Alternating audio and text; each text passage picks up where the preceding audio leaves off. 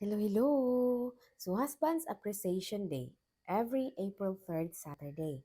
So, ato sabi appreciate ang mga bana. Katong mga bana na tarong og walay plano magpabadlong. Na walay laing bisyo kundi ang ilang mga anak ug asawa. Mga bana na mas importante sa ila ang paggahin ng oras sa pamilya. Kaysa bulaag ug makiinom sa barkada. Katong mga bana na maayong ihimplo sa ilang mga anak matinud-anon sa asawa ug dili kabalo mamakak.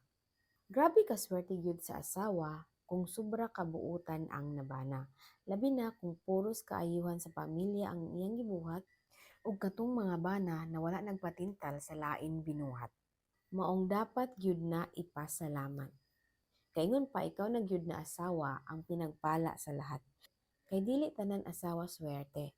Mong dapat gyud na sila i-appreciate every day.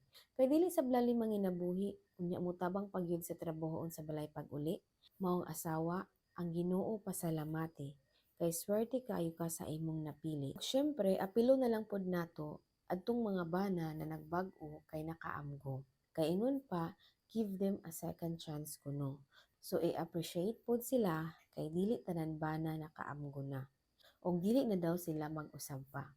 Bisan pa kung once upon a time nakahatag sila og konsumisyon sa asawa, ang importante dili na sila mag-utro pa. So diri na lang ta kutob kay ako matulog na pod. Until sa sunod, salamat sa panonood.